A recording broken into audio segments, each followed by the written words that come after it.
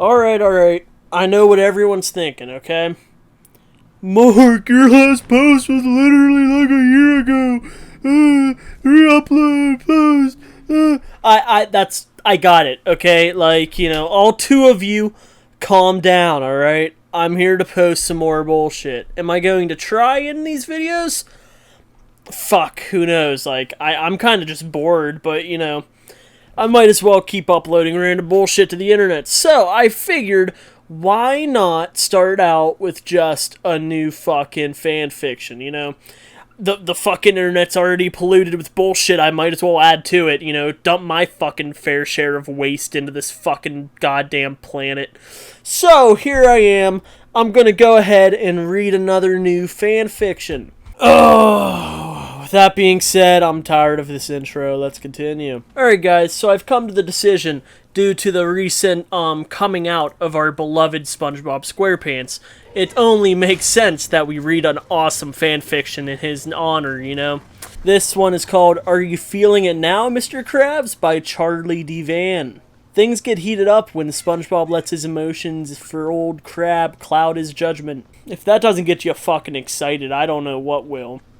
SpongeBob walked in to work skipping happy as a clown, and a clown he was. He had been hired by not only the only known sex offender, but by a money-grabbing Jew.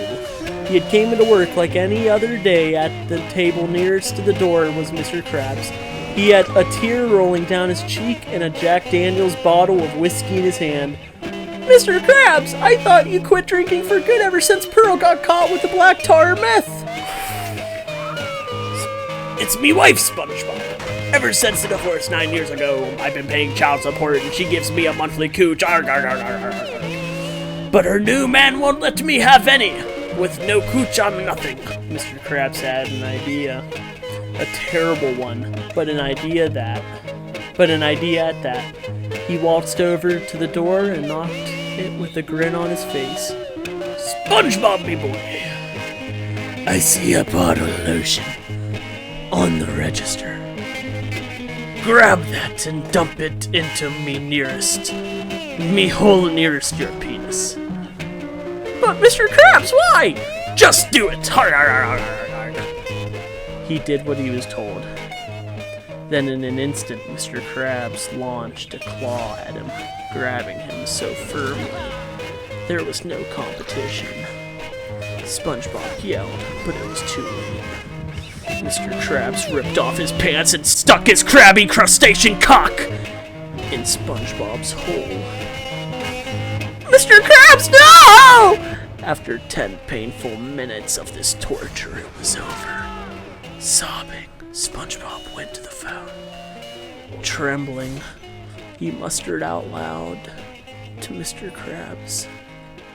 911. SpongeBob, if you dare tell anyone your job, you'll no longer have one. That made no sense. SpongeBob put down the phone and went to the bathroom to cry. The end. That's pretty fucked up. Alright, here's a quick one. This is called The Teletubbies Go Swinging by CryPie. Enjoy the sex-filled adventures of the Teletubbies. The Teletubbies are attending Bob the Builder's swingers party. Enjoy the graphic intercourse between Poe, Winnie the Pooh, Tinky Winky, Thomas the Tank, Dipsy, Dora the Explorer, Nunu, Milo from the Tweenies, and Lala. Bob the Builder, Bob's wife Wendy. What? What? Alright, well, sounds good, let's do it. The giant sun with the baby's face laughed. He spelled laughter as he brought a new day. Lala was sat in front of the television watching Bargain Hunt. She was bored shitless. Suddenly, there was a knock at the door. She answered it. Bob the Builder was stood in her garden. He asked Lala if she and the rest of the Teletubbies wanted to come to a house party. Lala nodded. At precisely 8:43 p.m., Lala and the gang arrived at Bob's home. They knocked on the door. Wendy answered and told them and let them in. Wendy answered the door and let them in. Take your pick, Wendy said. Poe picked to a bear in an orange t-shirt. Winnie, get over here, shouted Wendy. The bear came over to Poe. This is your partner for tonight, Wendy said to Winnie. Poe and Winnie walked off to the nearest bedroom. You're picked next, Wendy told Tinky Winky. Tinky Winky pointed to a friendly tank engine named Thomas. Wendy introduced them, and they two paired off. The next was Dipsy was paired to Dora the Explorer, and Nunu the Hoover was paired to Milo from the Tweenies. Lala was the only one left. It looks like you have the best prize in the house, said Wendy. Lala nodded. You're going to be paired with me and Bob, said Wendy. She led Lala away into the only spare bedroom. I hope you brought protection, Wendy said as she entered the room. Fuck. This is getting hot. I'm already fucking hard. Winnie and Poe walked into the dark bedroom. Poe switched off the lights. Poe pushed into Winnie onto the bed and they began to kiss. Poe's furry tongue licked every part of Winnie's mouth. Poe pulled off Winnie's red t-shirt and flung it away. Poe gently grabbed Winnie's big muscle and inserted it into her. Poe began to thrust against Winnie. Winnie joined and thrusted, so both bodies moved as one. You have an ever so big belly, said Poe. Poe rubbed Winnie's belly and began to slowly lick every last inch of Winnie's fluffy skin. Can I try something? Asked Winnie. Sure, replied Poe. Winnie placed his penis into Poe's ear. Winnie began to thrust forward and backwards into Poe's ear. He orgasmed and his tricky nectar squirted out of Poe's eardrum. I can't fucking hear anything, shouted Poe. Sorry, I didn't know this would happen, replied Winnie.